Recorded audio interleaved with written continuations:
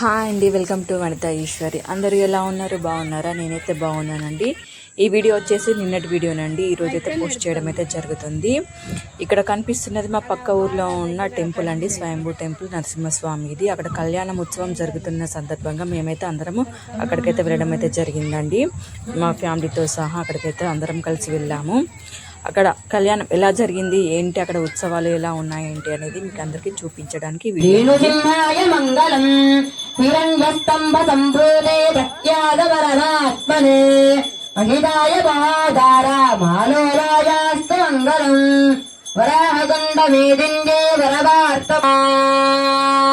ఈ గుడి పూర్వకాలం నాటి గుడి అండి. ఈ గుడికి చాలా చరిత్రనైతే ఉంది. வங்கக்கடல்கட இந்த மாதவனை கேசவனை தேங்கல் நிறமுகத்து செயலையாள் சென்றயஞ்சி அங்கப்பறை கொண்டவாதை அணிபுதுகள் பைங்கமல தந்தரையார் வட்டர விரான் குரேஷன்ன செங்கத்தமிழ் மாலை முப்பதும் தப்பாமே. ఇక్కడ మీకు కనిపించేది ధ్వజస్తంభం అండి. అందరూ దాని ముందునైతే కొబ్బరికాయలు దీపాలను అయితే వెలిగించి అయితే అందరూ పూజ చేస్తున్నారు.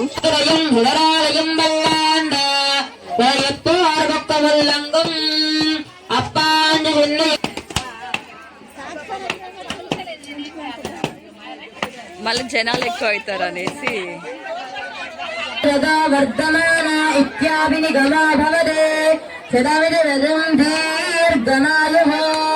సుదమానం భవతి హతాయుపురుషేంద్రియే ఆయుష్యేంద్రియ ప్రతిష్ఠతే.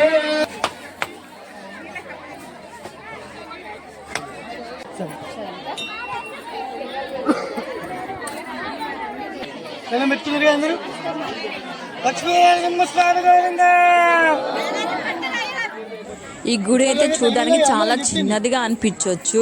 చూసే ఉంటారు, గోపురం కూడా చాలా చిన్నదిగానే ఉంది. అది కర్ర స్టిక్ లాంటిది ఒకటి పెట్టారు. అది పూర్వకాలం నాటి నుంచే ఉందంట, కొత్తగా ఈ మధ్యకాలం నాటి పెట్టింది అయితే కాదండి.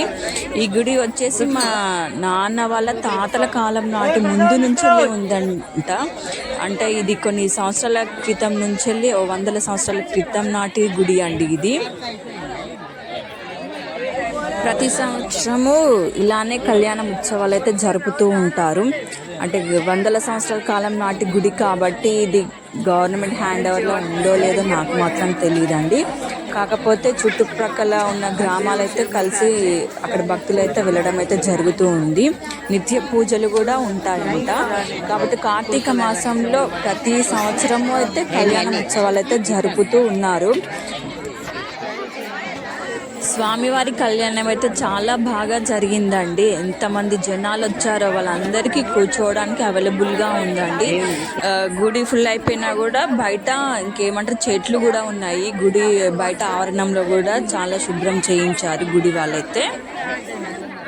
కళ్యాణం జరుగుతున్నంతసేపు అసలు ఎంత బాగా అనిపించిందో.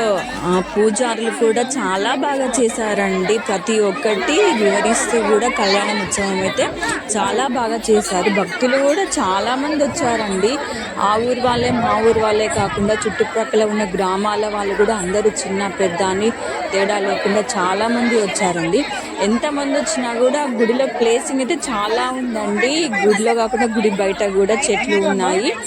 అక్కడ ప్లేస్ కూడా చాలా శుభ్రం చేయించారు. ఇంకా గుడి వాళ్ళైతేను ఎంతమంది వచ్చినా కూడా అంతమందికి పీస్ఫుల్గా ఎవరికి ఇబ్బంది కలగకుండానైతే భక్తులకైతే చూసుకున్నారు వాళ్ళైతే.